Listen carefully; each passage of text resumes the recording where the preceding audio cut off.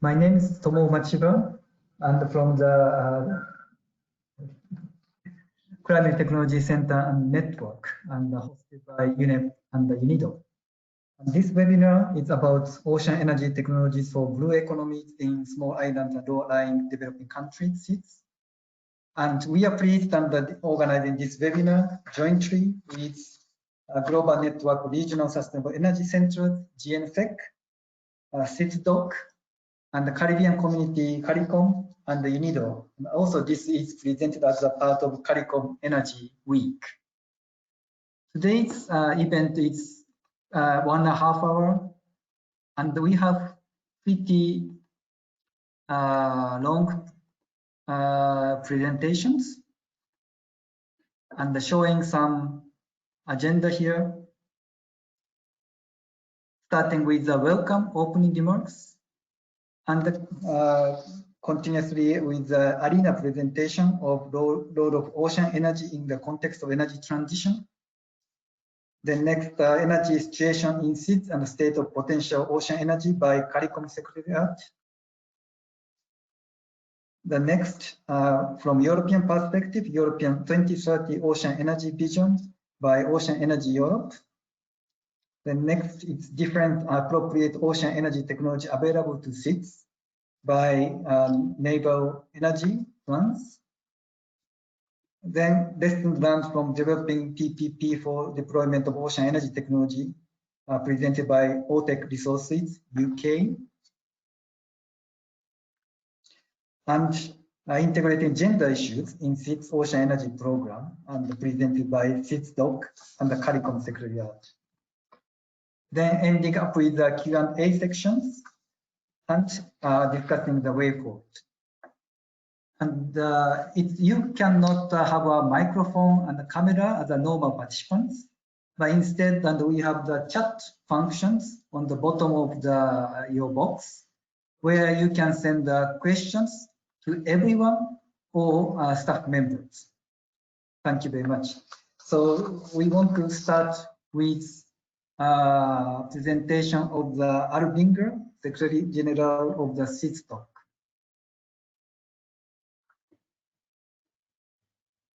Good morning, colleagues. Floor is yours. Yes, thank you. Good morning, colleagues. It's a great honor to share this occasion with you. Many of us have been long-suffering proponents of ocean energy, and I think now we have an opportunity in this post-COVID environment, particularly in the small island states, to advocate for something different. Next slide, please. The purpose of our gathering today is really to see how we can make initial steps towards putting in place a platform that would significantly improve our cooperation. So we're working closely with our regional centers to build what would be a virtual platform, infrastructure where private sector, governments, NGOs, civil societies can have effective cooperation. Next slide, Tomo.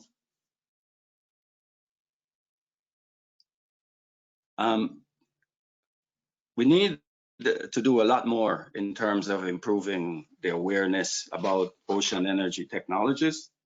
We need to do a lot more exchange of information, and we need to do a lot of capacity building. The need for ocean energy in SIDS is as high as it's ever been because of differences in terms of climate, which is affecting livelihoods, and the impact of the COVID, which has reduced our hard currency earnings and significantly changed our trade deficit. We need to do more in OTEC, and we have to be a bit more coordinated in the way we work. James Mitomo. Can you just go all the way to the third to last slide, Tomo?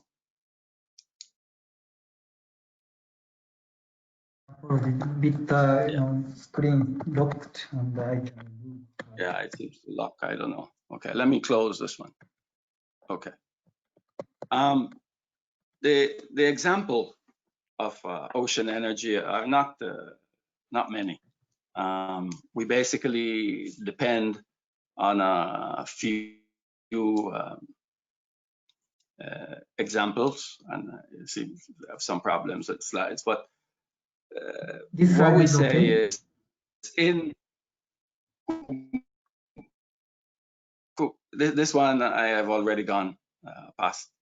If you go down.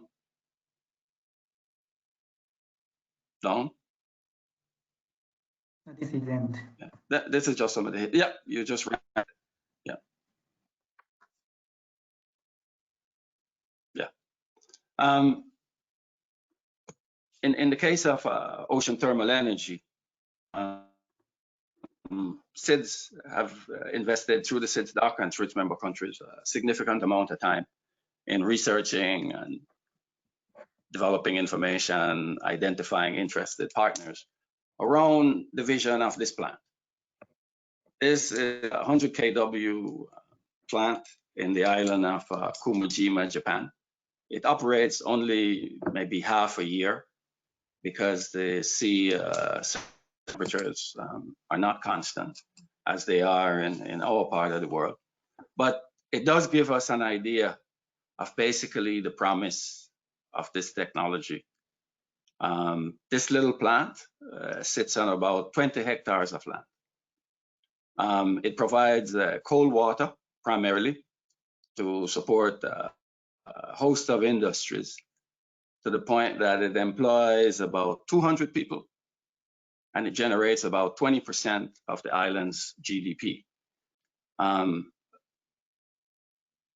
think we would all say that that is a situation that we would like to see replicated in a number of small island states to help foster our development, address our trade balances, and meet international obligations to reduce greenhouse gas emissions.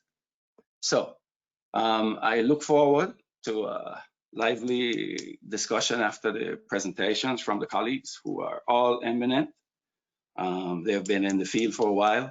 They know their business, and we're going to depend on them to help us move this process along and provide support to other governments and other stakeholders who we need to recruit along the way. So welcome to the webinar, colleagues. Back to you, Tumo. Thank you, Al. Next presentation, welcome remarks from the Solomone Fista, General Manager of PICRI from Tonga. Is he available?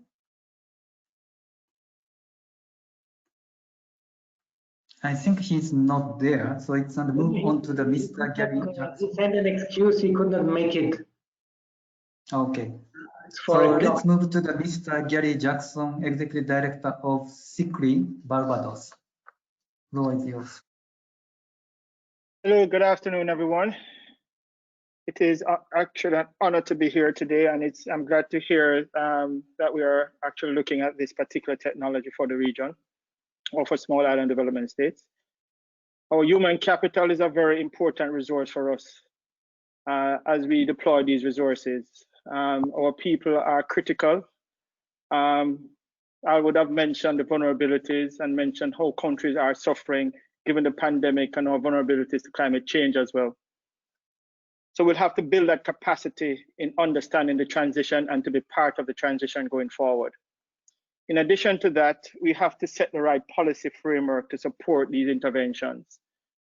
And these interventions need to have a close relation to the people that it serves.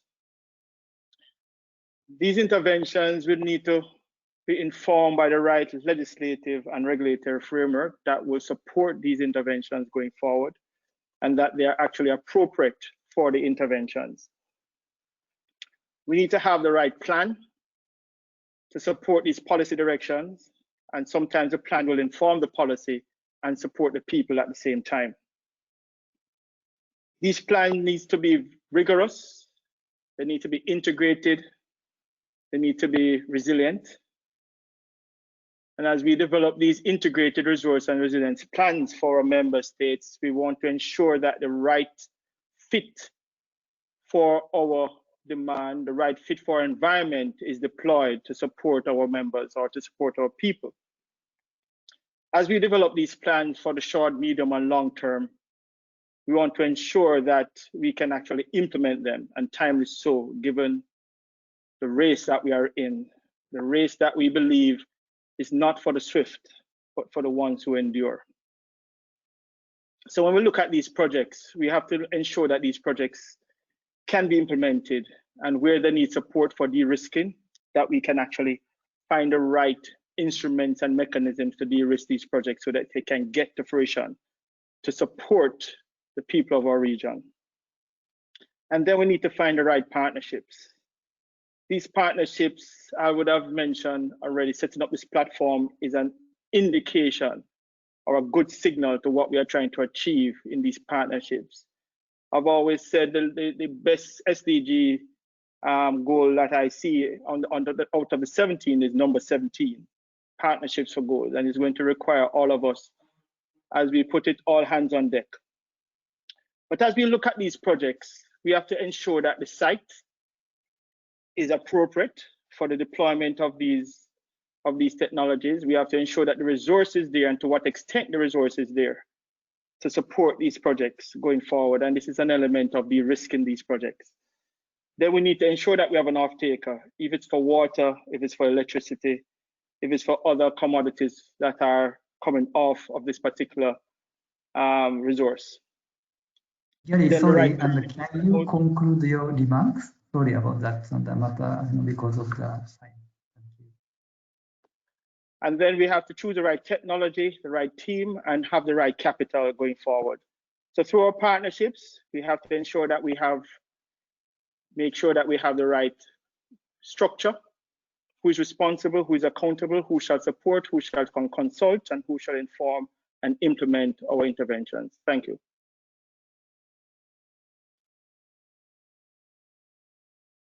Thank you so much, Gary. And let's move to the next presentation, and from IRENA and Francisco. And the floor is yours.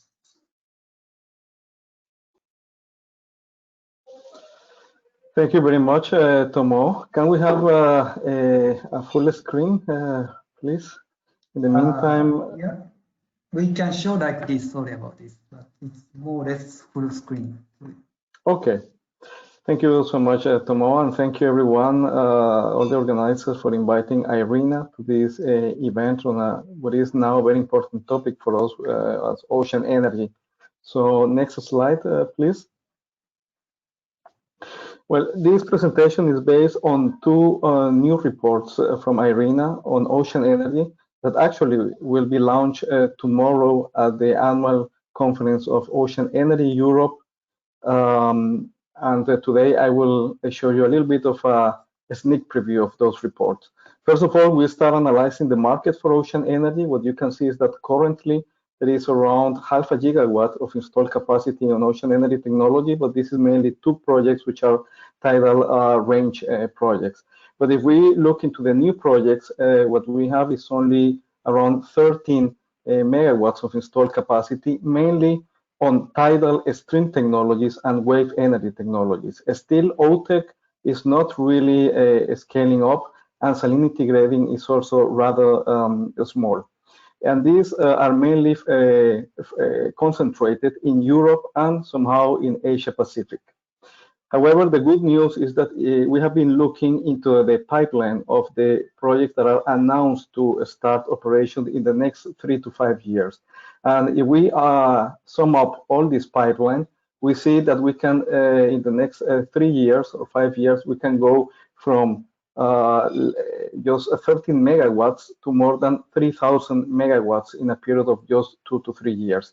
Mainly technologies, the main technologies will continue to be tidal stream and somehow wave energy. And this is in line with IRENA's outlook, where we expect to have at least 10 gigawatts of ocean energy globally by 2030 and more than 100 gigawatts by 2050. Next slide, please.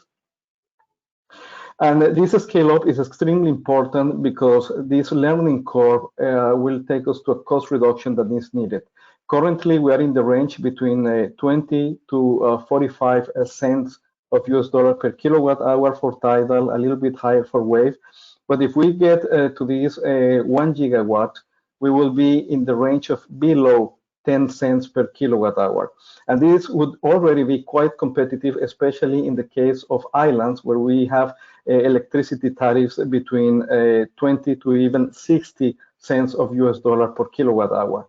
And this scale up is now propelled also by policy actions like the European Commission, who recently launched their offshore renewable strategy, claiming that they will reach more than 60 gigawatts of ocean energy by 2050, and also Canada with a tailored feed-in tariff for tidal energy.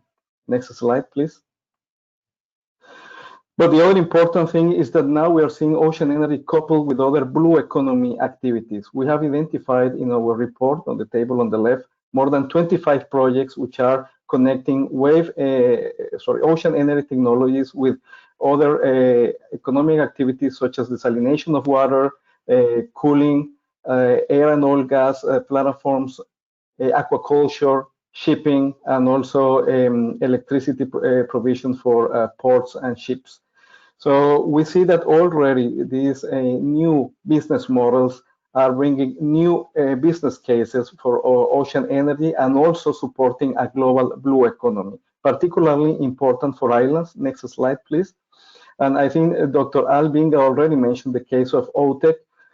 Despite it is not yet scaling up as fast as we would expect, OTEC brings some interesting benefits for islands.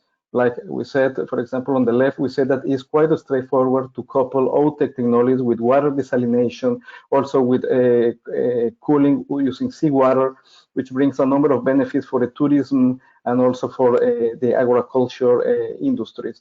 And on the right, we see a study from 2019 from Johnston estimating the OTEC capacity or theoretical resources in the Caribbean, where we see that it could add up to 1 gigawatt of potential capacity of OTEC in the Caribbean.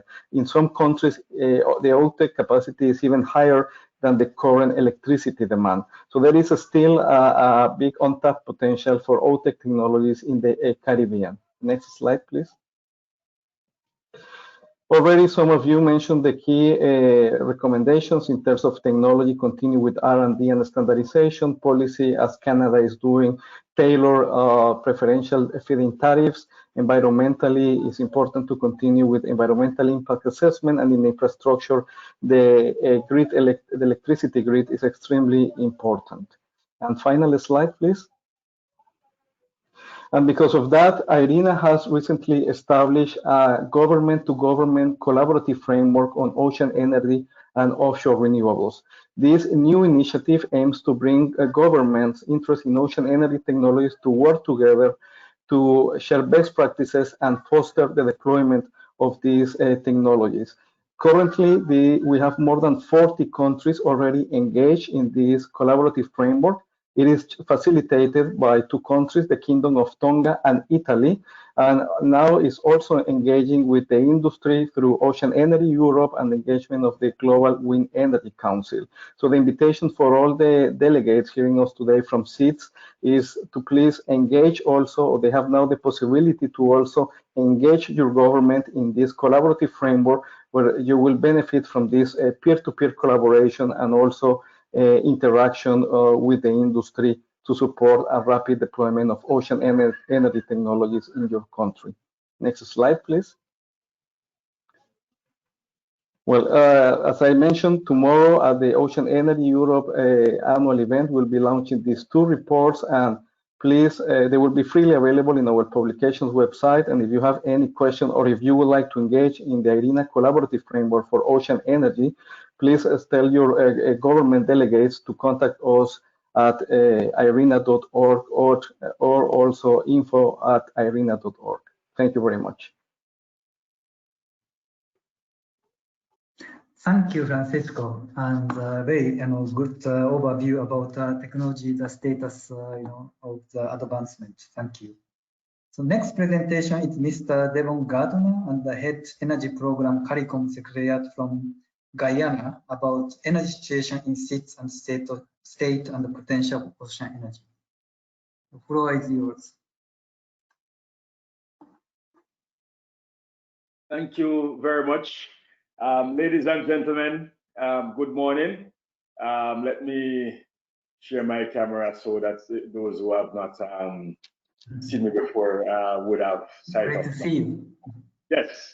Well, I know we have 15 minutes for this presentation, so I'll try not to be too long, but really quite a bit have been said by Al and the IRENA colleague, but nevertheless, I want to contextualize some within the current state of issues that we are facing within the CARICOM region. If you go to the next slide, you will see where I have listed the countries in CARICOM. There are 15 member states. You will see here, and there are a number of economic issues that the countries face. You would notice that the HDIs are not so so great. More importantly, you will notice that all the countries have Trinidad, of course, is now in a worse state. This was in 2017, and since 2018, 2019, they went to a near recession state, and they had actually their debt to GDP ratio has gone up now. But all the countries have very high debt to GDP ratios. This is something that is common. You would see that some of these are over 100% in some instances. A lot of that, Al pointed out, would have had to do with the fact that many of the countries are facing significantly distorted economies in terms of the openness of their economies to different kinds of shocks.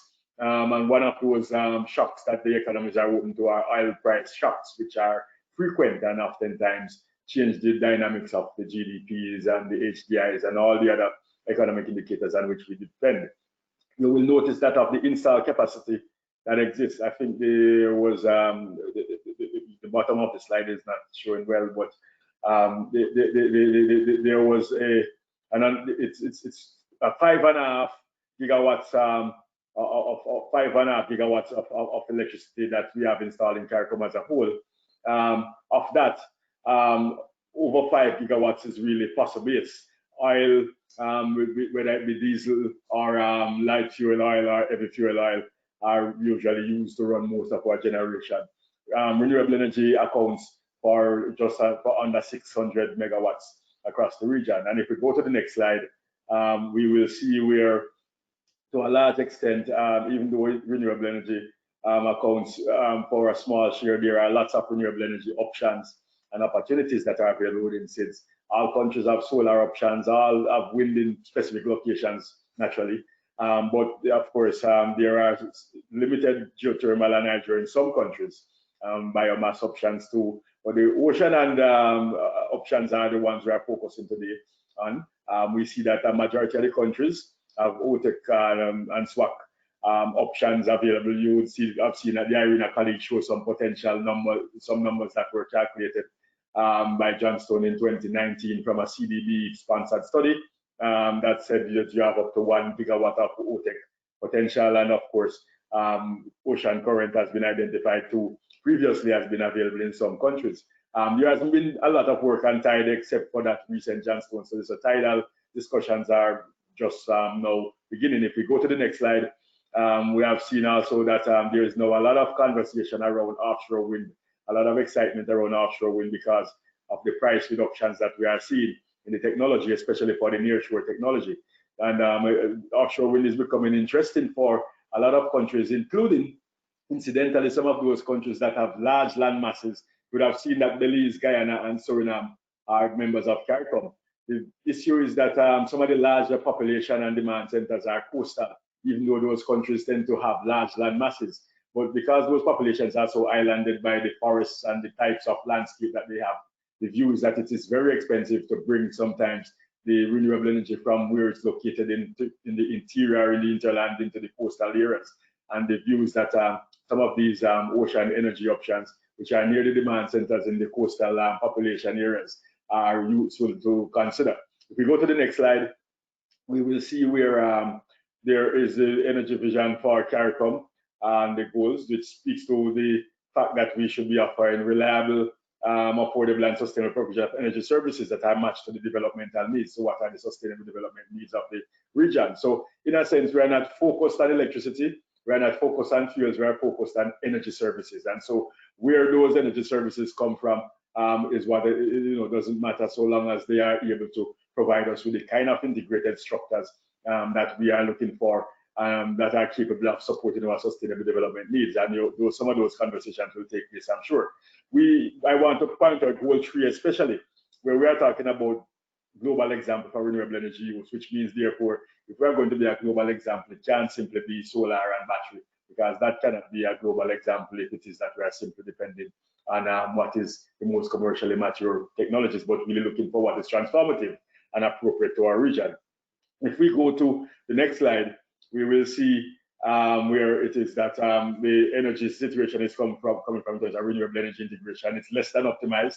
2012, it was around 6.2% penetration, 11.5%. It's closer to 12% in 2019. Those numbers are sometimes not always consistent. But we're close to around 12% in 2019. But we have targets, regional targets of 28% by 2022 and 47% by 2027 for renewable energy integration. If we go to the next slide, we'll see that a majority of the renewable energy that has been integrated in CARICOM so far is coming from hydro.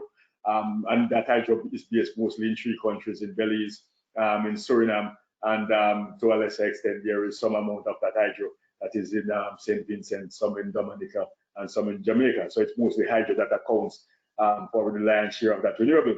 Of course, wind and solar are the 2 other major contributors to the renewable energy that we have. If we go to the next slide, it shows us what it looks like in terms of the countries where those renewables are based. As I said, Suriname and Belize dominate because of a significant amount of it from hydro, and then Dominica, of course, also a significant amount from hydro. Haiti has a significant amount of hydro and biomass. But of course, there are some issues with Haiti, which makes it a special case and a different case. Most of the others have small amounts of biomass, like Guyana, and of course, there's solar and wind.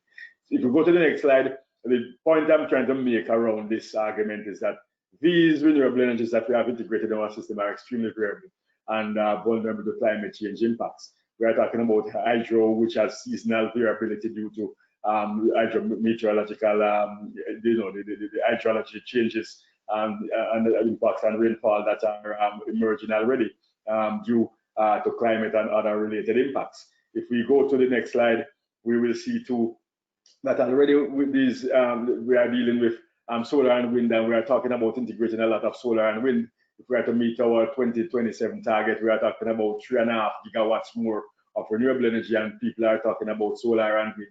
We see that we are already struggling with variability based on the ramp rates of this wind farm.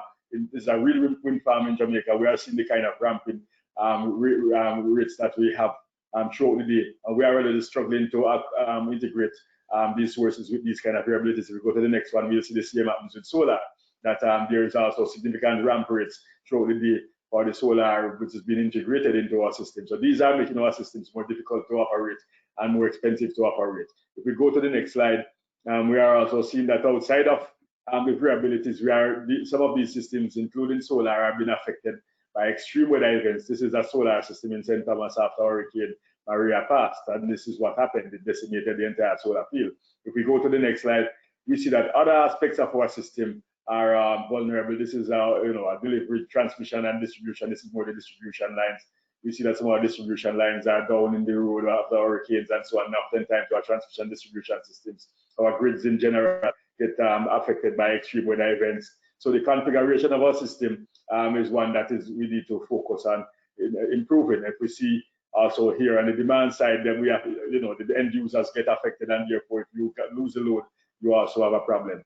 What we are trying to do within the CARICOM region is to look at OTEC within this climate resilient sustainable energy supply bucket, so that we, in a sense, help to build sustainable supplies of energy through OTEC, through the integration of OTEC, SWAC, and other ocean resources that can build the right kind of system that will make us less less prone to supply and transmission and distribution and demand shocks. If we go to the next slide, we will see to a large extent that we are trying to shift our systems from one where there's a traditional generation, transmission, distribution of power to a system where, if we go to the next slide, we focus on energy services, where it is more resource linked. There is more vertical linkage and more inter and cross-sectoral linkages, where it is that we focus on capturing the resource and moving it through a value chain that provides energy services, whether those services are electricity or cooling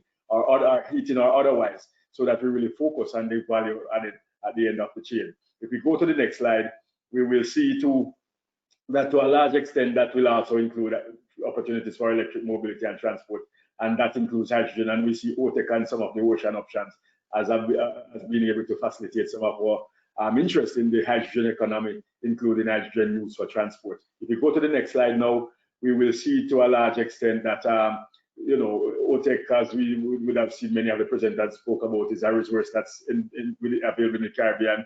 We have seen that Mackay has used OTEC in Hawaii, so it's there.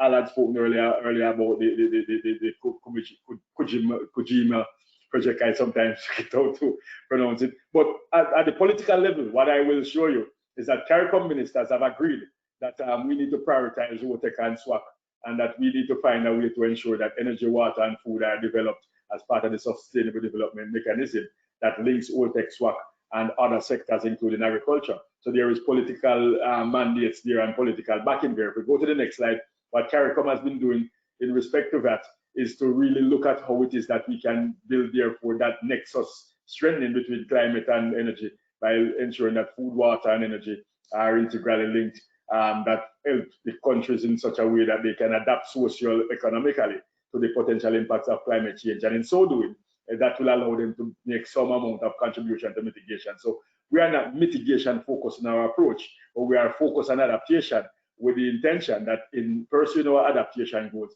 there'll be a mitigation co-benefit. And that's the approach that we are taking. If we go to the next slide, we will see, therefore, that within the context of ocean energy, there are some issues that, of course, we have come up with through a number of interactions. Most recently, in November 2019, we had a Caribbean renewable energy, what we call Marine Energy Technology Forum in Grenada, and within that forum, we had many countries here from the region discussing options and and so on for consideration. We had experts providing guidance, and these were some of the perspectives and messages which came out. That size matters, cost matters. There are experts in the room who will talk to us about some of these things, but these are some of the things we want to focus on. How is it we can achieve the right skills, the right market, the right scale of technology, the right scale of market, the right kind of cost and investment risk reduction and management, the right kind of quality and quantity of data, how to best adapt the technology to markets rather than force the markets to adapt the technology like we're trying to do with solar and wind. And how do we, as Al pointed out earlier, account for the co-benefits so we can properly do the cost accounting and make sure that all sectors are able to understand what it is that they are gaining from energy projects, or it is that we can ensure that the proper cost accounting is done throughout the entire value chain, including the public service obligations. If it is we are paying for water with public money, and there is a public service, to be derived from the water co-benefit of OTEC, how do we ensure that those resources that were being used to generate water previously can be contributed towards OTEC projects and other projects of that nature? If we go to the next slide, the point we're going to raise here is really one that is related to the fact that there is a cost value balance that needs to be struck. We know that we are going to always face the issue of bounded rationality. But the bottom line is that there is a significant benefit to be gained in terms of energy security on the one hand, but more so the integral pursuit of a blue economy. In terms of bounded rationality, we know that from time to time there will be conflict in interest, conflict in views, especially among those who are decision makers in terms of what they see as the options that suits them best, especially them in their own respective portfolios. But we need to be able to generate the kind of information that will allow us to show where it is that cost value benefits can be derived for the country as a whole. If we go to the next slide, we will see. Devon, can you conclude in 1 minute? Sorry. I will try. I should be able to conclude in 2 minutes max. So what we are doing is attacking the cost model, ensuring that we recognize that there are regular technologies such as diesel and so on, which are low in initial cost, and of course the cost for fuel is not usually typically considered when the cost of these projects are considered. We recognize that renewable projects have additional capital costs, and so the cost is usually paid up front. And we recognize that, especially for new technologies like OTEC, there's a transaction cost which sometimes is added. And we figure that we want to do a cost reduction model, as I said, these ministers have asked us to do. And so we are attacking first this transaction cost piece by working on the capacity, understanding how. And then we are doing that through a framework where we set a strategic approach that generates strategies at the country level and then real projects. And so this is part of what we are discussing today, how it is that we'll be able to get to projects. If we go to the next slide, we will see where within the context, what we are doing within CARICOM is linked to understanding the global opportunities, figuring out how to do cost reduction through research, innovation, and pilot testing, working, as Al said earlier, with as they say, coalitions of the willing, private and public sector both, establishing corridors and market boundaries within the region where it is that the different technologies are able to function best and where the resources are optimal, and where there are countries which have interest in off-take markets, and of course finding ways in which universities can play a real integrated role within the context of this development. If you go to the next slide, and I'm at the second to last slide here, some of the next steps which we agreed on at CARICOM level is that we are going to establish a working group by Q1 next year to start building out the capability of CARICOM to integrate ocean and renewable energy into its system. Preliminary advanced studies are being developed, and of course we are hoping to pilot work. And in that regard, we are looking at the regulatory and cost models. We are looking at how it is we can build the right kind of financing models and their ways and capacity building. We intend to integrate with what SIDS is doing, so that in a sense, we pretty much just plug simply into the SIDS platform and transfer information and knowledge from the SIDS platform into our working groups and vice versa. So there will be a two-way connection between them. So just to wrap up now, really the bottom line is that we recognize that our countries are different, and we have to find energy supply issues, solutions that are different because our supply problems are different. If we go to the last slide, in a sense, what we are really looking for is a future where we have deep integration of our oceans with our on-land sectors, because at the end of the day, that is really how we will get the kind of sustainable development that we want. Thank you very much for taking the time out to listen to us today. Thank you, Devon, and a great presentation on overview about energy situation in SIDS. Next presentation is Mr. Remy Gruet, CEO of the Ocean Energy Europe, about European 2030 Ocean Energy Vision. I hand over to Remy for that.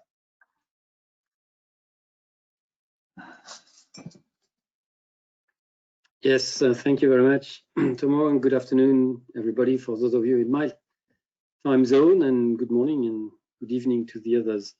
Indeed, I will focus my presentation on wave and tidal because Emmanuel and the next presenters are focusing on OTEC, and they will do a much better job than me, / we will repeat ourselves.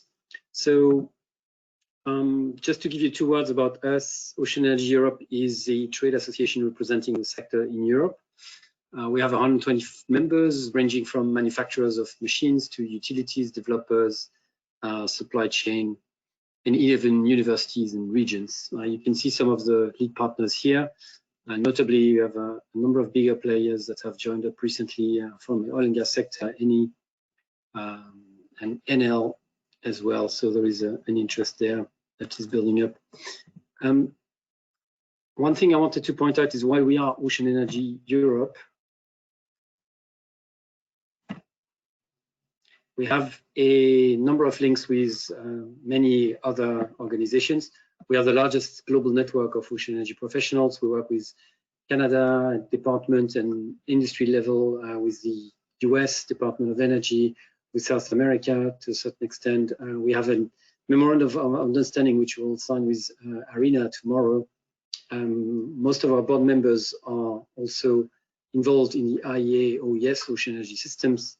And we also have extended links to Asia in the last few years, Japan, Indonesia, China, Australia. So it's just to say that while we are a European-focused in the market, we are looking at what's happening everywhere. Now, I wanted to give you a short overview of what's happening with Untitled at the moment, where we are. You seem to have already a fairly good understanding of the technologies, especially OTEC. Tidal is very much at pilot farm stage. It's looking towards rollout. Just wanted to show you a number of projects. The previous one was Scottish. This is a French project. This is a German English project, which is being installed in Canada. Is actually the second version of that device is being installed as we speak. China has already invested in Tidal as well. They have 4 different types of turbines that are being tested under that platform, which is in the region close to Shanghai. So Tidal is very much at pilot farm stage. You have a number of devices already in the water. We're trying to crack the valley of death. We're trying to get the finances, reduce the risk, as Devon was mentioning, and get the financiers to back us up to basically get into commercial technology. Wave is not quite as developed, despite the fact that, as you see on this picture, some manufacturers have made multi-device, have produced several devices. It is mostly at the moment at prototype stage. This is a device produced by Eni and put in the water in the Adriatic Sea in the Mediterranean. It's powering an oil and gas platform. This is an Irish manufacturer. They manufactured in the US and they installed in Hawaii. It's also a different design, but you can see it's a fairly advanced machine. It's fairly big. It's a 1 megawatt device. OPT is a US manufacturers. They also power, specifically target the oil and gas sector and power smaller small applications like remotely operated vehicles or potentially oil and gas platforms as well. And to finally finish with China again, yet another design installed in China. As you can see, several of these designs look very different, and to a certain extent it's because the resource itself is different. Some of them are near shore, some of them are offshore, some are deep, some are shallow waters, and some are big waves, some are slower and less aggressive waves, climates. And some of them are simply different because we haven't fully realized which one of those concepts is going to be the most cost-effective going forward. So there is a resource on one hand, and then there is a need for further convergence in the technology on the other. OTEC and SWAC, just to show you one project that's in Marseille in France. It's a 20 megawatt project. There are 2 20 megawatt projects in France dealing with SWAC. So again, I'll let Emmanuel tell you more about this, but it's something that also works with lower temperature differences. I think the difference here we're talking about is about 5 degrees Celsius. So why should we do ocean energy? And this is a question we often get, and to a certain extent, you have already some of the answers. There is a great worldwide potential. I just wanted to show you a map of, not of the potential, because you've seen plenty of those. This is a map of projects that are currently being developed or that are already being constructed. So most of the countries I've already mentioned are represented. Obviously, the Caribbean, a country like Indonesia, the Philippines, which obviously are developing countries and from a European perspective, less immediate to come to mind when we're talking about renewables, but have already taken a very strong interest in the technologies. Now, obviously, a second reason are jobs and a pan-European supply chain for Europe, but this is valid for any region. And I want to use the word region as a region of pan-national region, so several countries together, whether they're SIDS or whether they're larger European countries. So you can see on this map, this is a vision of what we could have by 2030 with different job operations. So operations, heavy manufacturing, specialized manufacturing services, all of these create jobs around installation of wave and tidal and OTEC devices.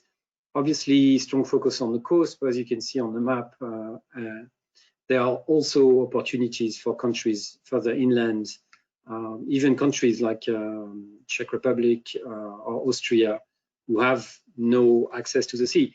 But currently, 2 of the most advanced tidal turbines in the world are being built in Austria and in Germany, in the south of Germany. So in areas where the sea is very, very far away.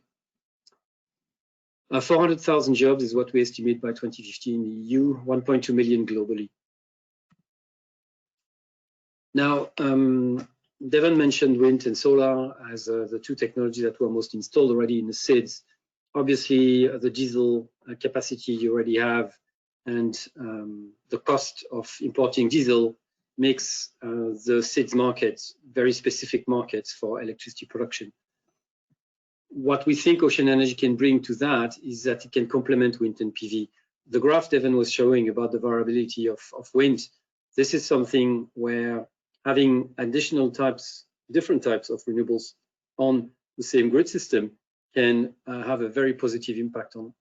Tidal specifically is 100% predictable. I can tell you today how much one tidal turbine in this area is going to produce in 10 years on Wednesday at 3 o'clock in the afternoon, because the Mayas could do it. We can do it even better.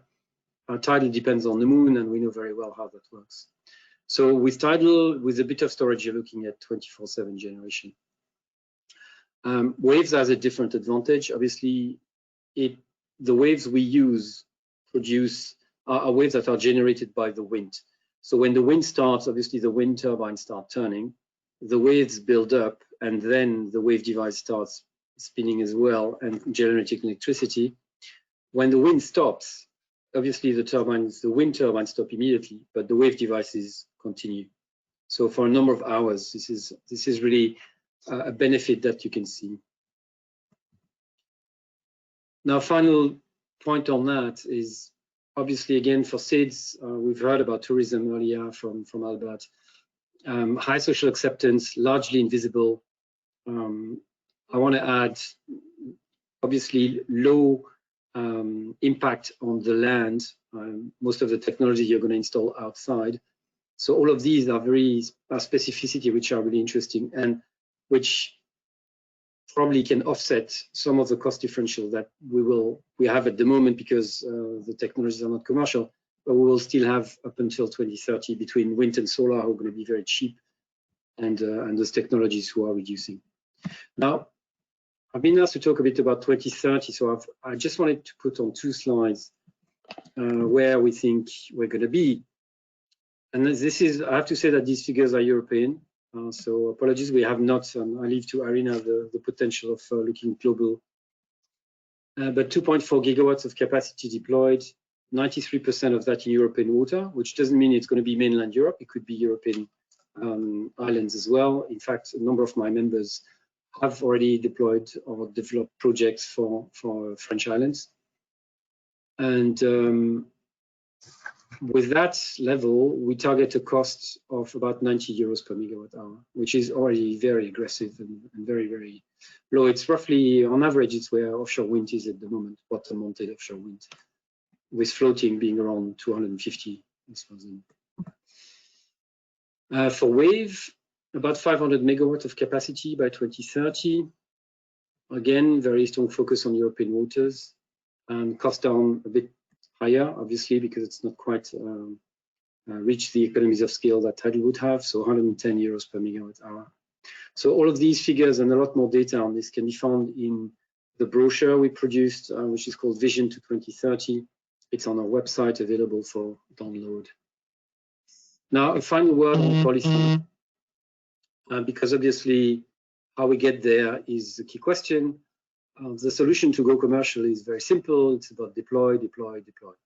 You cannot reduce cost. You cannot create manufacturing capacity if you don't have a clear market. So to deploy, you need 4 things. The first thing you need is a clear and ambitious market signal. So the signal will attract investors. It will attract utilities. It will show large manufacturers that there is a potential and that it's worth investing in manufacturing capacity. The second point is to unlock the next phase. So we need revenue support, accessible revenue support, or some form of compensation, because if you look at SIDS, like with the price of diesel generation, which is going to be anywhere between, say, $400 and $600 per megawatt hour, you have possibilities to basically even reduce that cost for the country, but still give a wave or a tidal device manufacturer more than he would get in on the market in a mainland European country, for example. The third point that is also very interesting is to use financial instruments to reduce the cost of capital, because the cost of capital can be about half the cost of a project today. So if you want to reduce the cost while making finances available for cheap, essentially with low rate loans, public equity, insurance coverage, all of these things, and obviously grants to a certain extent still, but all of these things can dramatically reduce the cost of the LCOE and the cost per megawatt hour down the line. And finally, to continue the technology push, obviously further research and innovation needs to be invested. So this slide is a bit the same, so I'll pass it. I just wanted to tell you this. If you have more questions, I'll be happy to answer them. Thank you very much. Thank you, Remy. And the next presentation is Mr. Emmanuel Brocha, and from the Nava Energy Funds.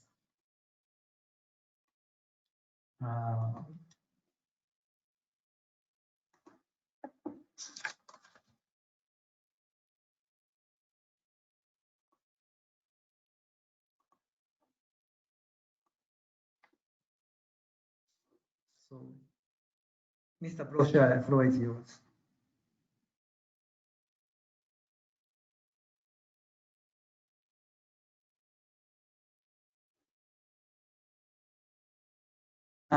Can you unmute? We cannot hear your voice.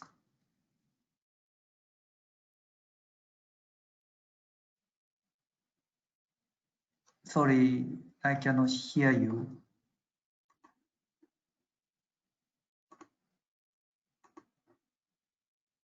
Can you try unmute again?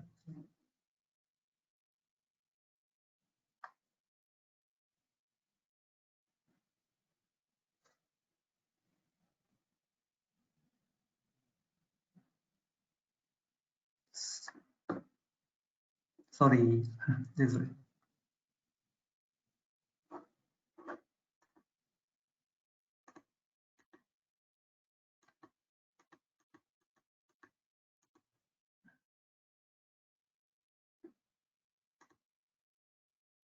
Can you?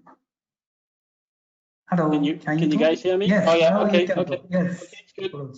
Yeah. Sorry, I was actually muted by organization. I don't know why. Sorry. Thank you. First of all, I just want to thanks to organizer for this webinar. Can you go to the next slide? Obviously, I want to start saying that, as all you guys know, there is no planet B and there is no plan B if we're talking about climate change. And this global illustration shows clearly that ocean energy shall be a game changer and shall be a major contributor for the climate change. And it is a unique opportunity for small islands, developing states. Next slide, please. So the first point I would like to address is to say what are the energy challenges in small islands territories. It is diverse, and the first, if you're looking at the SIDS, there's a big dependence on fossil fuels, and those territories also kind of suffer from no grid interconnections and a sort of limitation of space, because obviously it's islands. But the limitation of space and the harsh environmental conditions of the islands, many of those are suffering from tropical storms, makes that the renewable technologies and the renewable solution for SIDS are quite limited. You cannot implement every renewable technologies to those islands. And all those, can you come back, please? All those leads to, thank you, to a very high cost of energy in these islands.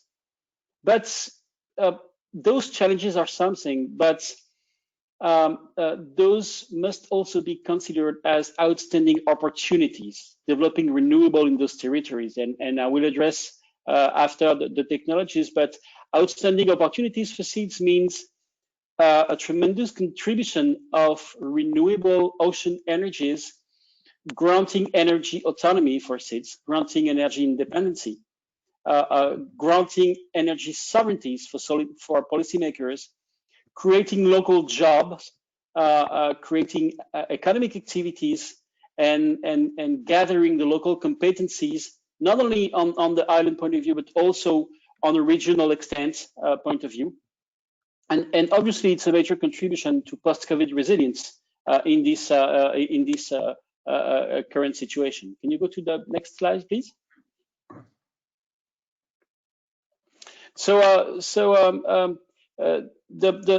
We mentioned OTEC quite a few times in this presentation and in this webinar today, and I really would like to emphasize on that because OTEC deep sea conversion is a very relevant ocean energy technologies for SIDS.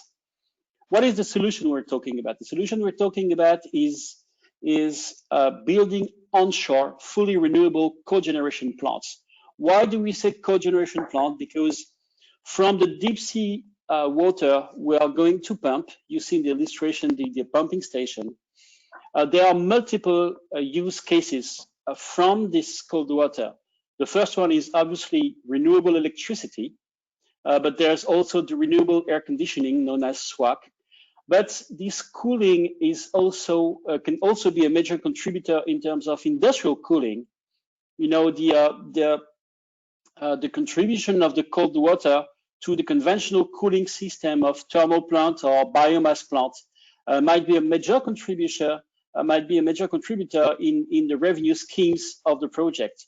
Fresh water is also something that we can consider as a very interesting use case, and not only fresh water, but renewable fresh water, which is something quite different. Aquaculture, cosmetics. So to make a long story short, those OTEC deep sea conversion plants are granting the possibility in one only plant to have multiple use cases and then go to a cost of energy and a cost of uses of the cold water, which makes a lot of sense for the territories depending on their needs, if it's either on electricity or on air conditioning or industrial cooling or freshwater or aquaculture. And one of the biggest contribution of OTEC is the fact that it's a baseload production. There is no intermittency on OTEC.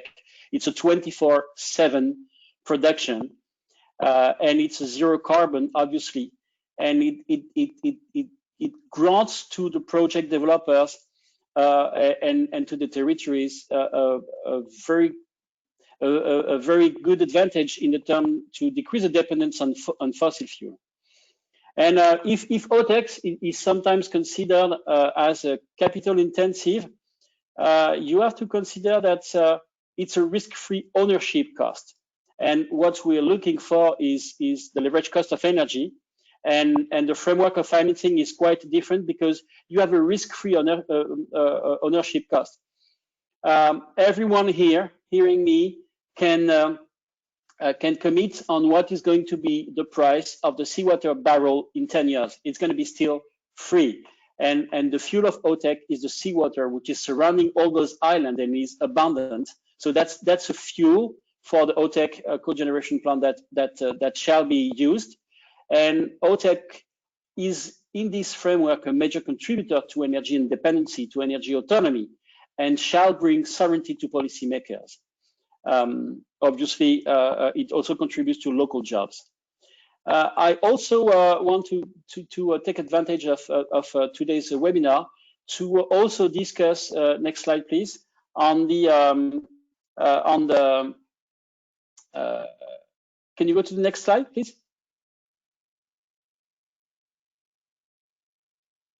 Oh, can you hear me? Yeah. No, sorry, the slide before. Oh, you've been too far. Yeah, the one before. Yeah, thank you. yes, I wanted also to emphasize on another suitable technology for SIDS, which is the floating offshore wind turbines.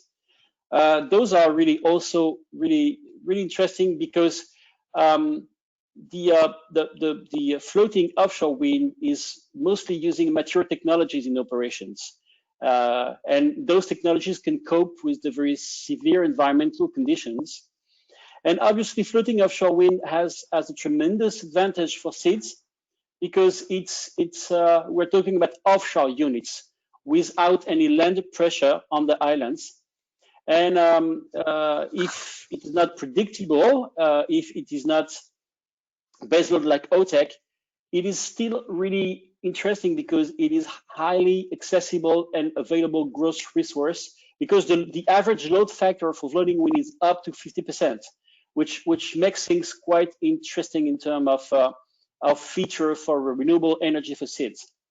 Much better than solar, obviously, which is something like 18%.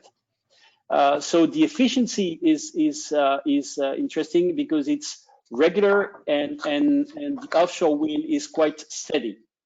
You have a limited impact because the distance from the coast is can limit the impact. And these technologies also interesting in the fact that it proposing the creation of local jobs, because many things can be done locally, and also shall bring a significant contribution to energy independency and autonomy. This is important to note because now in the world there are now many official tenders for floating wind. In Japan, in France, in Scotland, in US, they're talking about 10 gigawatts 2040. So floating wind is now a game changer that is going to be, and that is now accessible for SIDS, maybe with smaller turbines, maybe not 10 gigawatt turbines or 15 gigawatt turbines, but just imagine an array of like 50 or 100 or 150 megawatts for an island. It's a major contributor for the ocean energy for SIDS. So if we go to the next slide, how these things are possible today. You know, if I am taking back what we heard from previous presentations, we discussed a lot of this topic: de-risking, partnership, site and resource studies, off-takers, collaborations, and how to attract investors. I think it's really something really important on this framework to note that the project can actually be developed in SIDS, and it requires a combination of efforts from all the stakeholders. The first contributors are obviously the territories, implementing a clear renewable political roadmap, but also giving visibility to developers and investors with public tenders and incentive feed-in tariff. You know, at the end of the day, all those projects will require investments in the territories, and attracting investors has a direct link with the possibility to increase the feasibility of the project and decrease the risk register and the risk portfolio of the project. And if the territories are giving visibilities, publishing public tenders, and providing funds to perform the site studies and feasibility studies, then it will show a very visible and clear signal and will give confidence to the project stakeholders and the project investors to invest in this country and not another one, because the project will be less risky than feasible. Obviously, all the public international organizations are from great support, supporting territories initiative and gathering stakeholders. What we are doing today is a very good example. Advocating for development of renewables and providing grants and loans through multilaterals and international cooperation budgets. And we've seen in previous presentation that there's a very clear appeal for donors And the thing that needs to be done on a short-term basis is really performing site studies and feasibility studies, because those studies will bring evidence in the territories that the projects are feasible. And then it's the necessary steps to attract investors and then to have actual project on a short-term basis. Obviously, the developers and the utilities can be a contributor, developing projects with local content schemes because they will provide employment. And all the industrial are also great contributors, because some industrials today, tier 1 contractors, can provide guarantees on performance and technology. And these guarantees on the technology and on the performance is a significant contribution to project bankability and to project financeability. You know, if the OTEC power plants is guaranteed in terms of performance, if the floating wind turbine is guaranteed on its performance by the industrial, then the investor can invest in good faith and can invest with a low risk profile. Then the project will actually perform. So in order to do so, once again, on a very short-term basis, the main objective is to be able to fund site studies and feasibility studies.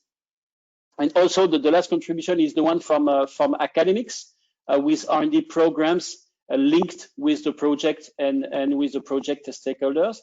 And also academics are major contributors, because they will set up and manage training program locally in order to develop the necessary skills for the operations of the OTEC power plants and of the operations of the floating offshore wind turbines.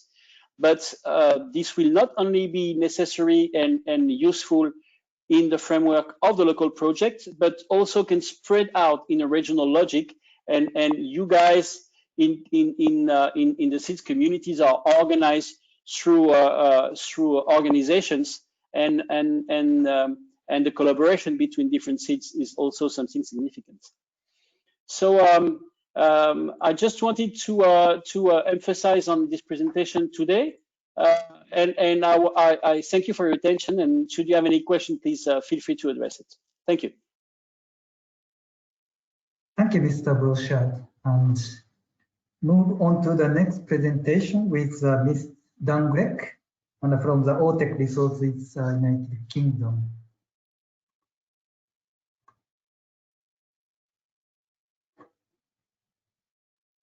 So floor is yours. Thank you. Thank you very much, Tomo. Thank you to the organisers of this webinar for putting on a brilliant and well-organised event. It's an honour to be here and speak about my company and our team. I want to avoid repeating some of the previous speakers, so I'm going to give you a bit about my backstory and tell you why our company came to be, and then more pertinently, where we're going. So I was born when atmospheric CO2 levels were at 349 ppm. I know I'm really showing my age. I grew up a few miles from the North Sea in the United Kingdom, which is an island nation as well. My father was a shop manager in our local town, and my mother stayed at home to raise myself and my brothers. The seaside played an important part in our community and in our culture. Our fish and chips came from cod from our local fishermen, and our potatoes came from our local farmers. In fact, I have memories of my grandfather taking me to buy his favourite jellied eels, which is an old working class British dish. And if any of the delegates in this webinar find themselves in London, please contact me, and I would love to take you to one of the few places left that you can still buy jellied eels. The sea also brought tourism to my area in the summer months. So you could say that our livelihoods came from the sea, our food, our employment, our leisure. So I've always had an immense appreciation for the sea and the natural environment. Now, fast forward to the year 2014, atmospheric CO2 levels are at 397 ppm. I was an established manager for an online fashion company. My marketing team ran campaigns to sell as much Gucci and Louis Vuitton as possible. One evening, I was watching David Attenborough's Frozen Planet. On Thin Ice was the episode, which documented the ice caps receding. I felt an immediate call that there was nothing more important in the world than being part of the effort towards reversing the effects of climate change. And the next day, I quit my job. Now, 2014, a very different world. The narrative was not nearly as much about climate change or a climate emergency as it is today. SIDS had been ringing the alarm bells for years, decades, but the rest of the world was really still asleep. I researched where I could have a meaningful impact on the development of an emerging clean technology. There was obviously a positive trajectory with solar, wind, batteries, wave and tidal a little later. These were all household names. But then I came across OTEC, Ocean Thermal Energy Conversion. And I thought, why hasn't this progressed nearly as fast as anything else? Conventional renewables seem to have a resource or efficiency barrier. Nothing was quite perfect. But the ocean thermal is 24/7. You can't switch off the ocean. My theory was really that progress was slow because of the concentration of the resource. OTEC was not going to power the United Kingdom. It's not going to power Silicon Valley or New York. It might power China a little, but it's not going to power Russia, France, Germany, Italy, Spain, Canada. And this is where the funding for research and innovation had always been concentrated. And I realized I could use my position in the UK and Europe to further the development of what I believe to be the most unique renewable energy solution. But I just quit my job. I had no money. I had little engineering experience. How do you design and build a renewable energy product from scratch with no money? Well, that was my first struggle. So I adopted a strict work ethic that I was going to read every book and every academic paper about OTEC. I called up people who had been working their entire careers in OTEC, mostly in Hawaii, and I spoke to end users that could eventually use OTEC for their power. Fast forward again to 2018, atmospheric CO2 now at 405 ppm. The answer to my struggles lied in building a team. I had my first investor from the world's only grid-connected OTEC plant. I had a team of engineers who had designed and built $100 million floating assets for the oil and gas giants. We were awarded €250,000 in grants, and we had 5 resorts in the Maldives that wanted to trial our technology. Now, consultation with our customers was paramount. It guided the design of our OTEC plant to be appropriate for off-grid small islands. After much consideration and research, we decided that the OTEC plant had to be installed on a barge. This solved 2 key problems for us. 1, no land is required. Our off-takers would not have to face a trade-off between land for energy, housing, agriculture. If tropical revolving storms come in, it's a lot easier to move a barge than it is a fixed installation. Secondly, it reduces the length of one of the most expensive components. Because when you identify an OTEC resource, you have to decide, are you transporting that water over kilometers of pipe? Or are you generating electricity at the source and transmitting the power via a subsea cable? Now, there are benefits and challenges to both setups, as we've heard. But limiting the length of that pipe to be as short as possible was key for our competitive economics and also serving the broadest market possible. So we designed the OTEC barge. This is a 1.5 megawatt net system with a capacity factor of around 90 to 95%. The unit cost for a first generation OTEC barge is already lower than diesel in a lot of small island developing states. And we don't need to use any land. The barge is just 70 by 20 meters. And that footprint is 10 times smaller than what solar PV would use for the same capacity. Everything was going perfectly. What could possibly go wrong? Enter 2020, March 2020. Sadly, this headline now seems like a perfectly normal 2020 event. But we did not foresee the vulnerability of tourism. We'd invested most of our capital in designing an OTEC plant for the Maldives resorts. We had done the feasibility study, our supply chain was engaged, and we were starting to negotiate the power purchase agreement. And then, in a flash, our pioneering customer is forced to shut down all of their resorts. What do? Do we wait for COVID-19 to blow over? Not at 411 ppm. There is clearly no time. Now, if you allow me to get philosophical for a moment, the obstacle is the way or path is an ancient proverb adopted into Stoic philosophy, which I subscribe strongly to.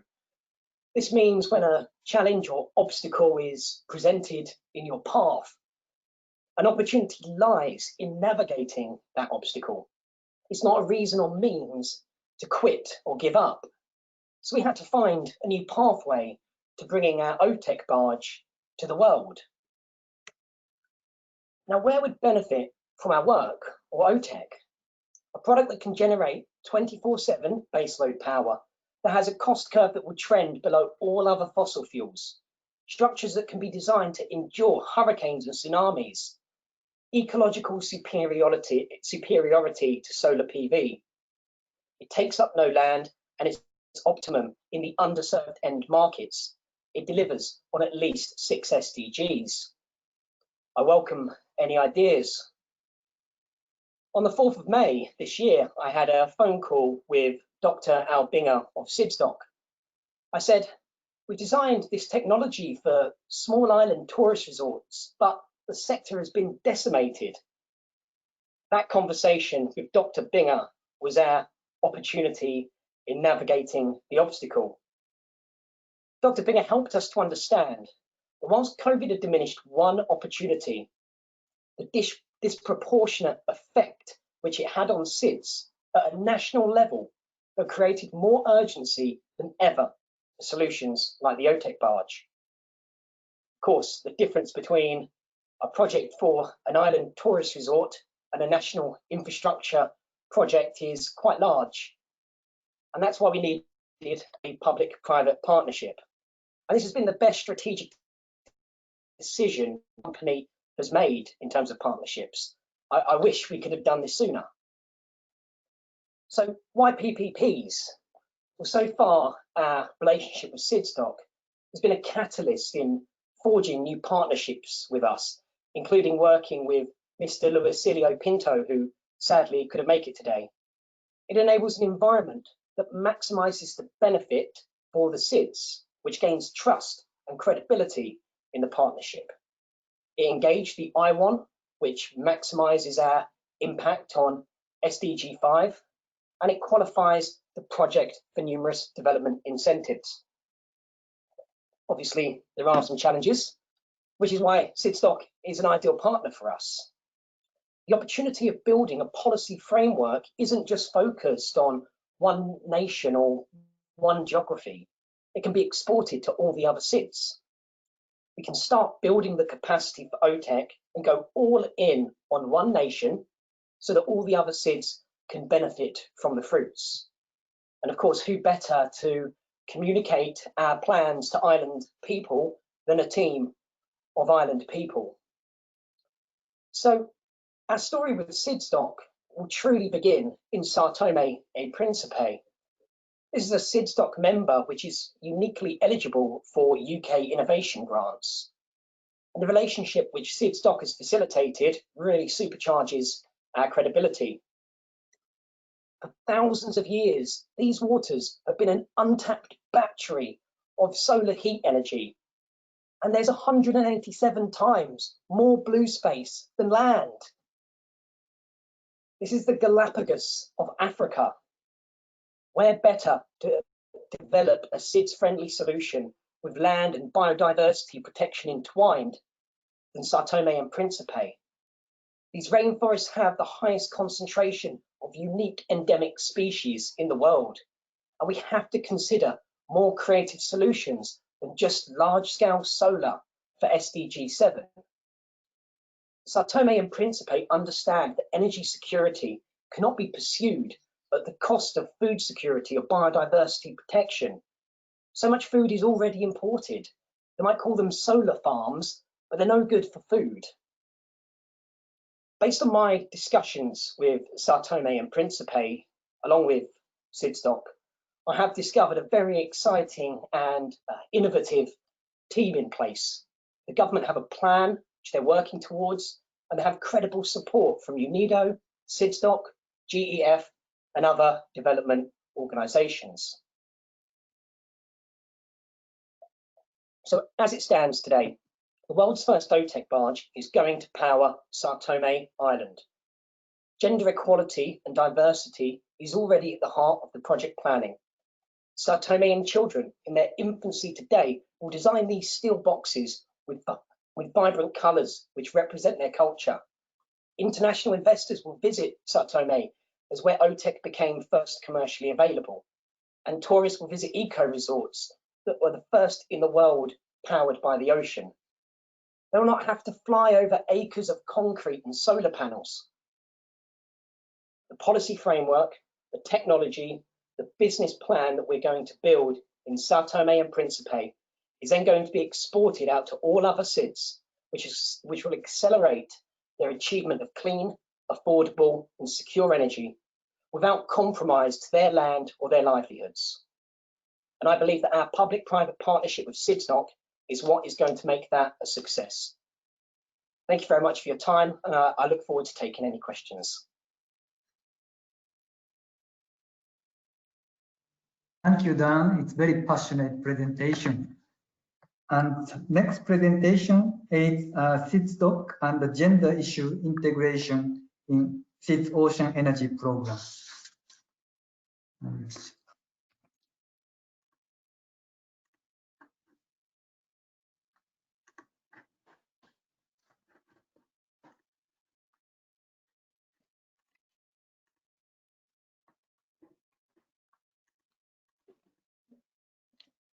Yeah. So, floor is yours, Christine. Thank you. Thank you. Greetings, colleagues, wherever in the world you are. And I'd like to thank UNIDO and CTCN for partnering with us on this very important webinar. I'm going to be very brief because I'll be handing over to my colleague, Nadia Mohammed, who's the project officer for energy at the CARICOM Secretariat. My job today is just to explain to the participants who exactly is SIDS and what is this Island Women Open Network all about. Next slide, please. So our mission is very simple. We are one of the only UN recognized organization that has all the rights and privileges of handling all the matters related to sustainable energy and climate resilience for small island developing states. Our mission, as you see, is to catalyze the transformation of the energy sector to increase our energy security, reduce greenhouse gases, and generate resources for investment in adaptation to climate change. SIDS is really a climate change story. Next slide, please. We have 4 principal functions, and in relation to this seminar today, deployment of technologies. We also assist with financing mechanisms that are available to our members as well. And we also connect with our partners so that we can develop public-private partnerships. The next slide, please. These are the goals of SIDS, 25, 50, 25 by 2033. And this is based on the research that we have done, which shows that we can increase our energy efficiency by 25%. We can have 50% of our electric power from renewable sources, and we can decrease our conventional transportation fuel use by 25%. And we can achieve this by 2033, but we would have to mobilize in excess of $20 billion. Next slide, please.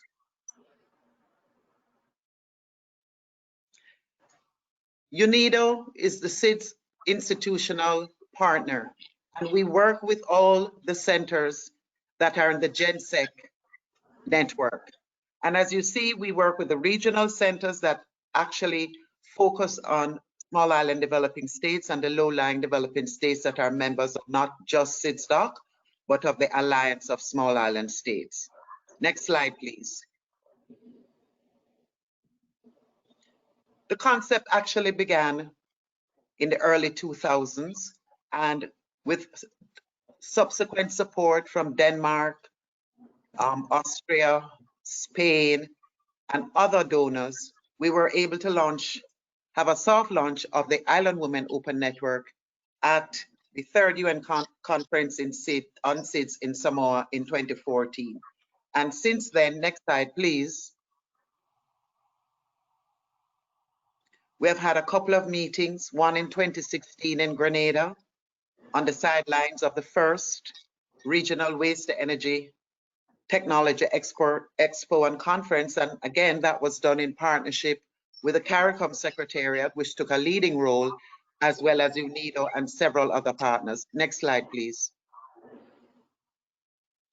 This is the leadership that has helped create the I1. The Grenada Prime Minister at the top right is the current president of the 5th Assembly of SIDS. Below that are the key women who play a role as chair and former chair. In the middle are the 3 and 4 gentlemen who were instrumental in ensuring that SIDS provided a space for women to participate in the transformation of the energy sector. Next slide, please. Again, these are just some of our partners and donors. Next slide, please. We're hoping that in 2020, UNIDO will in fact begin implementing the preparative phase for us to really scale this up, and we have an opportunity to do this with one of our projects. So that we're looking forward to. Next slide, please. This is just looking at the assumptions and rationale and addressing the missing link. Next slide, please. Thank you. And I now have the honor to hand over to my colleague, Nadia Mohammed from the CARICOM Secretariat. And I'd just like to mention that going forward with this energy program, an ocean energy program, Nadia will be representing the interest of the island women as we head towards Vienna for launching our ocean platform. Thank you again, UNIDO and CTCN, and to all the participants who joined us today. Thanks, Christine. To Nadia's presentation. Thank you, Nadia. Thank you. Good afternoon, everyone, and thank you for the opportunity to speak on this. Today, I'm only briefly skimming the surface of this topic, but I do believe that this could be a whole webinar because there are so many dimensions to gender issues. Next. So why are we discussing gender in an ocean technology webinar? Well, gender equality and by extension, women's empowerment are central to achieving the Sustainable Development Goals, and it has become a priority for many of our work programs.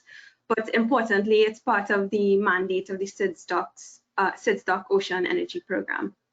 And it has been shown that when women and men more equal, economies grow faster, more people are lifted out of poverty, and the overall well-being of societies is improved. And we also know that in most societies, women and children are the least equipped to cope with and adapt to climate change. So empowering women is a key way in making them more resilient. Next slide. As the other speakers would have mentioned, the successful deployment of ocean energy technologies offers many benefits and opportunities. But despite these benefits, the reality is that women don't enjoy the same opportunities and rights as men. Next slide, please. So taking gender concerns into account in the design and implementation of the Ocean Energy Program is important for two reasons. First, there are differences between the roles of men and women that will demand different approaches. So when we think about the coastal communities where ocean energy technologies will be deployed, women and men often have defined roles. So for example, men are largely involved in fishing and women are mostly involved in household duties, farming, processing and trading activities, and gathering of shellfish and seaweed. And secondly, there are clear patterns of women's inferior access to resources and opportunities, and these include access to employment, education, and finance. Next. So how can we mainstream gender into the Ocean Energy Program? Well, there are a number of methods and tools which can be used to mainstream gender. Gender equality issues actually have to be integrated at all stages of policy making and project programming, but it is especially important that we take it into account at the planning stage, because this is where we could properly identify the problems, the concerns, and the needs of the beneficiaries who the technologies will ultimately serve. Tools such as gender analysis and gender impact assessments are therefore critical, and also other factors that are equally important to ensure proper gender mainstreaming are political will, commitment to an awareness of gender equality issues, knowledge generation and exchange, and resources, including expertise in gender. Next slide, please. With the time allocation, I've just highlighted these considerations in relation to the Ocean Energy Program. Now, our colleague from IRENA mentioned that we need to improve access to baseline data and to consult the public. Next slide, please. But one of our biggest issues right now is the lack of sex disaggregated data, which makes it difficult to actually identify the very challenges and opportunities that we are seeking to address. And as I mentioned before, gender sensitive baseline studies are going to be fundamental to informing project design and implementation, as well as for gender monitoring and evaluation. So we need to ensure that resources are allocated to increase not only the quality, but the quantity of sex disaggregated data. And this will not only help us to improve our policies, strategies, and programs, but it will also provide the evidence that is needed to raise awareness on the gender energy nexus, which I think, in my opinion, is too low right now. Next slide, please. Secondly, with respect to research and development, we know that significant research and technology transfer will be needed to bring ocean technology closer to the market. And one of our speakers spoke about the important role of academia. And there's evidence that to suggest that there's already a gender imbalance. So in 2020, just 30% of researchers worldwide are women. And in the context of ocean energy, 38% of marine scientists are women. So why are these numbers so low? Well, one reason, according to UNESCO, is that at each step of the ladder of scientific research, there's a drop in the number of females from bachelor's to master's to PhD, until when we reach the highest level of scientific research and decision making, there are very few women left. So that is the situation with respect to research. Next slide, please. When we look at skills, in order to develop the necessary for marine energy deployment, we're going to need several technology skills as well as other disciplines. But in particular, training in engineering and like electrical and mechanical engineering will be in demand. And what will also be useful is transferring existing oil and gas skills and resources towards developing ocean energy. So if we look at this from a gender perspective, we find that women account for 32% of the global renewable energy workforce, and they account for 22% of the share in the oil and gas industry globally. And then if we bring this to the Caribbean region in Trinidad and Tobago, which has a well-developed oil and gas sector, women accounted for less than 20% of the workforce in the energy sector in 2017. Next slide, please. And then when we look at university enrollment data over the last 5 years at the University of the West Indies, the engineering faculty actually has seen an average of 44% enrollment by females. So the point is, despite being qualified, women do not stay in the engineering and other STEM fields for several reasons. Some of those include income inequalities, lack of mentorship, controversy around motherhood, sexual harassment, gender roles, among others. Next slide, please.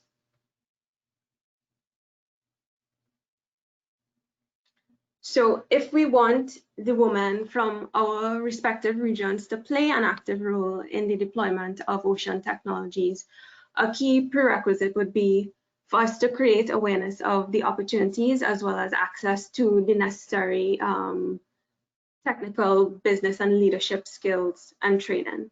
When we are talking about gender responsive training, we must bear in mind that we have to consider time and travel constraints linked to domestic responsibilities, among other things. And when we're talking about gender sensitive recruitment, things we must look at include women being affected by restrictive norms. So for example, sometimes you see people set inappropriate physical requirements for jobs like heavy lifting or other restrictions such as working at night or requirements for working late hours.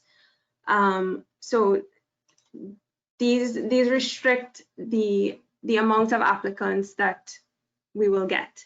And I think it's also important to reiterate here that when we're speaking about gender balance, it's not going to be a situation where women stand to gain and men lose, but more that the organizations, projects, and programs all benefit from a greater diversity of knowledge, skills, experience, and competencies that both men and women have to offer. Next slide, please. Okay, so there are a number of gender issues and recommendations that can and should be discussed. I know that this is just the start of the dialogue. So to wrap up now, my recommendations to all the partners involved in the Ocean Energy Program would be setting targets, for example, for recruitment of female staff, researchers, scientists, to encourage more women in the program. And I think it will be important to ensure that there is gender expertise available to guide the gender sensitivity that will be needed for policy development, as well as the planning, implementation, and monitoring and evaluation phases of the program. And also it's important to work closely with all stakeholders, including gender focal points in the government institutions, community organizations, and other implementing agencies. And finally, I want to close by saying that the achievement of gender equality will imply changes for both men and women. And to those of you in this virtual room who are in decision-making positions, you can make a difference here as you have more power to introduce changes. And I think men serving as advocates for women can go a long way in changing norms and biases. And I think we need to engage men to build greater awareness and understanding of some of the issues that should be considered for this program, as well as the wider energy transition. So thank you.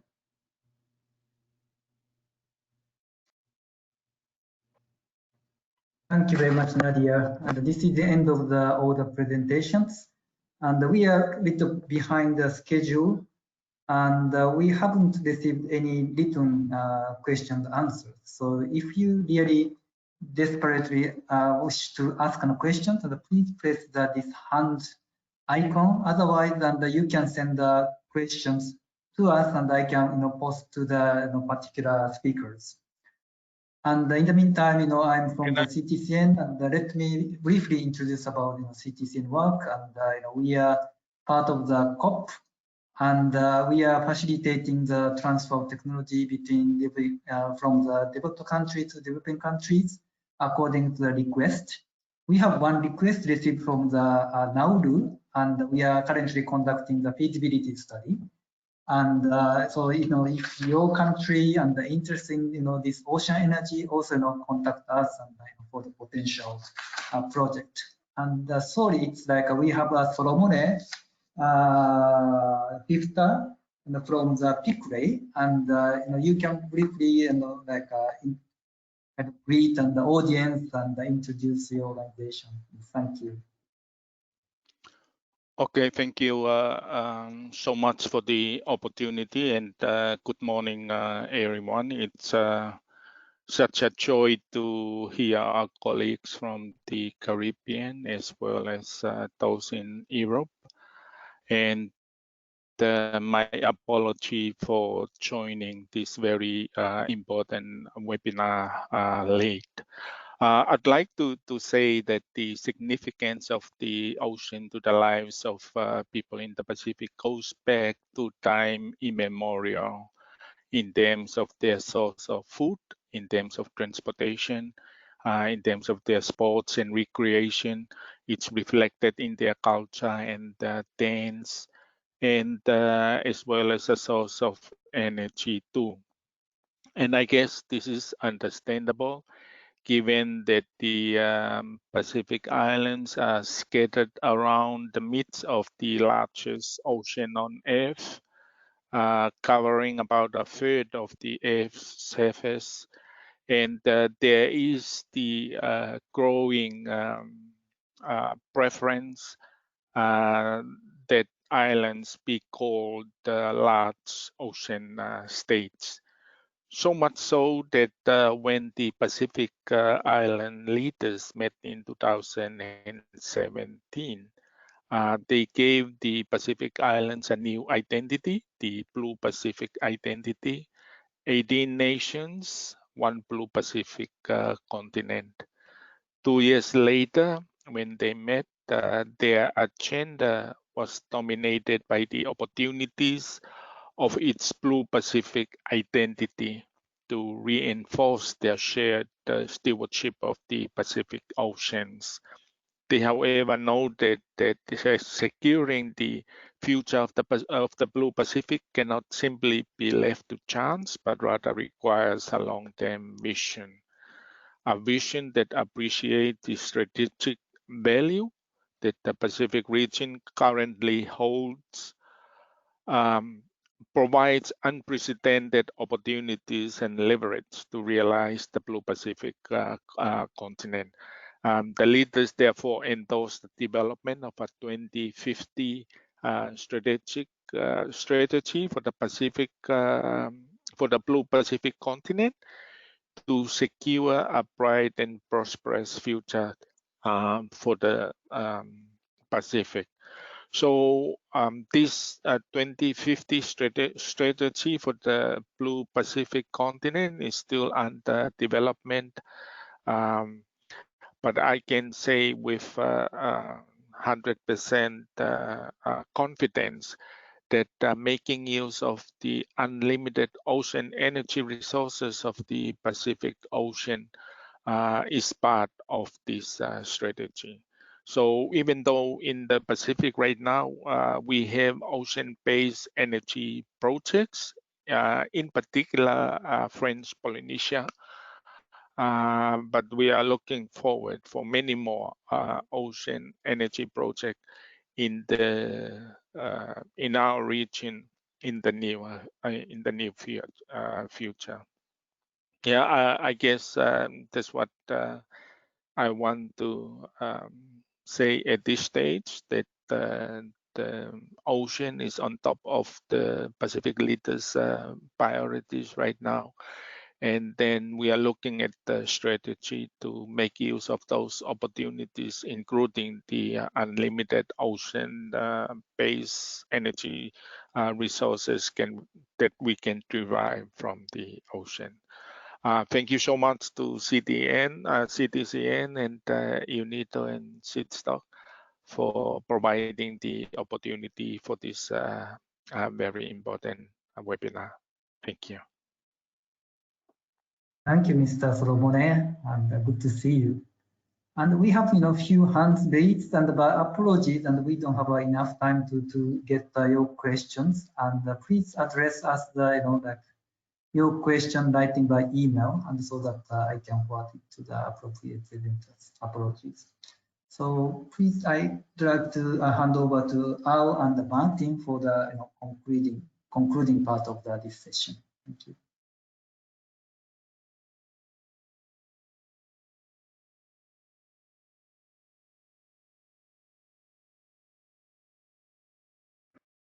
Ella, you are here?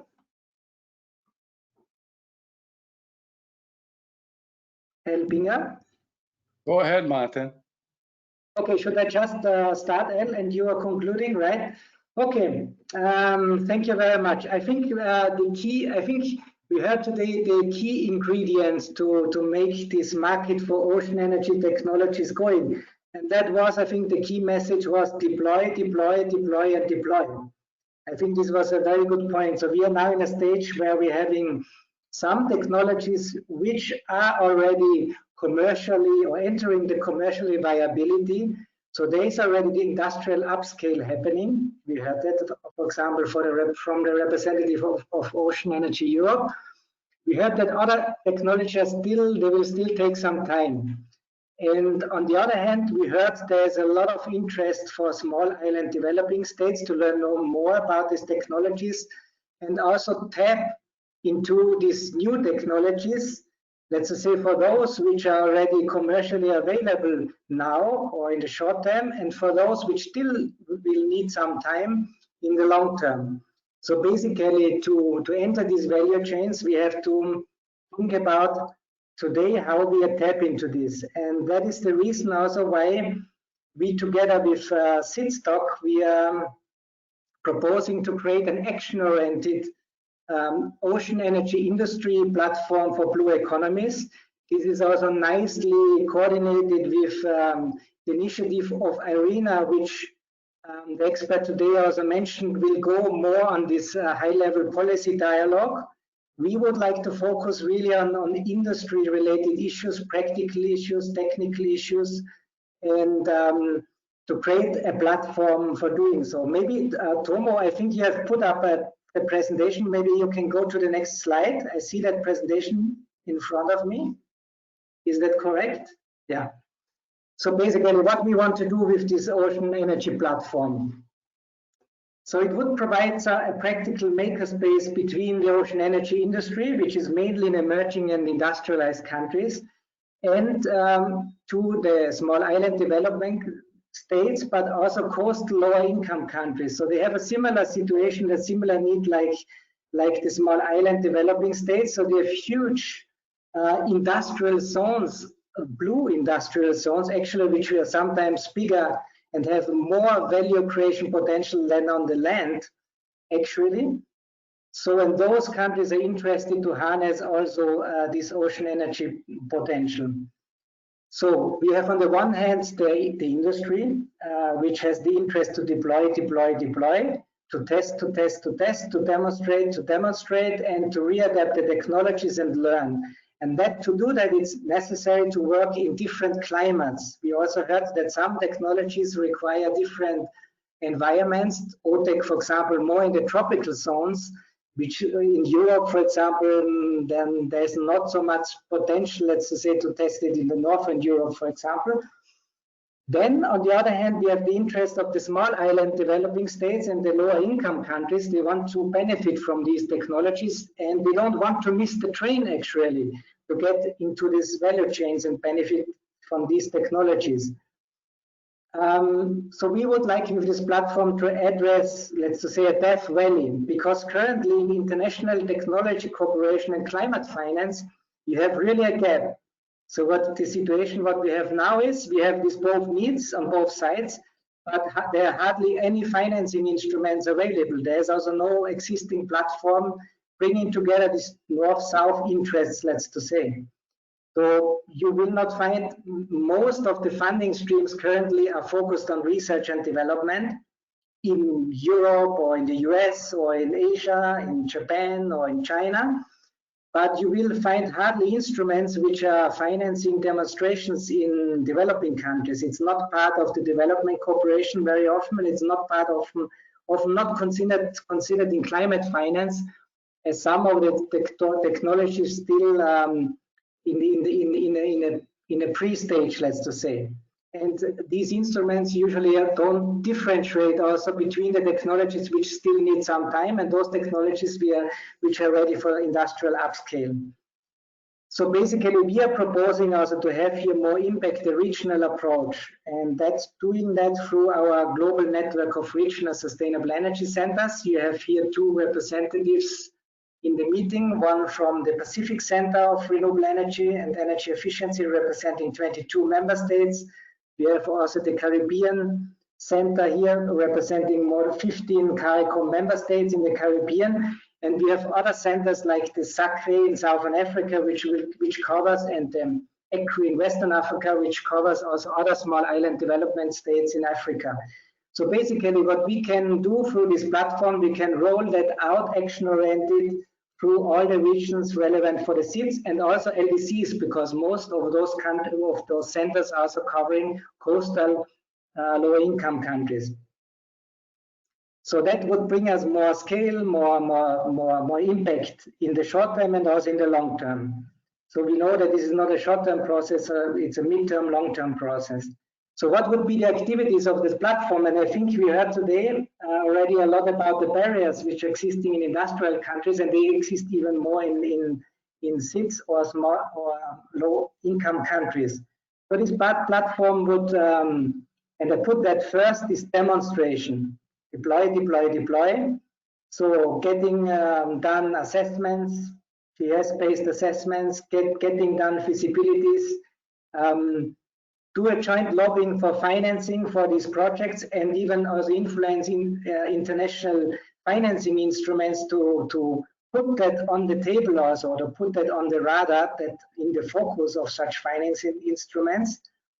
Then policy advisory and awareness. So including it in energy plans and policies. I think IRENA already mentioned today an initiative in this regard. Knowledge and awareness, there's a lot to learn, and there's a lot to learn between the SIDS. So what in the Pacific, they have done already some things in ocean energy, but in the Caribbean also, so there's a lot of joint scope for learning, joint tools. We don't have to duplicate, we don't have to invent the wheel another time, we just translate it into different languages. Lessons learned. Another important point is qualification and certification, training, quality standards, and this kind of thing. Maybe Tomo, could you put the next slide? Here just the slide on the global network of regional sustainable energy centers, which shows you the different centers. And we also have a global platform, which is a virtual platform, but is also a physical platform. And under this physical platform, we are agreeing on a joint work plan and joint initiatives, like, for example, this Ocean Energy Initiative. Maybe next slide. So briefly, why we need these initiatives. I think today there was a lot of discussion about technologies, but why we need it? We need it because it's part of a wider discussion regarding blue economies and blue industry. So some say the industry future lies in the ocean. That is true already today, because a lot of money is made in the blue economy industry, and it's supposed to be the fastest growing industry branch, let's to say.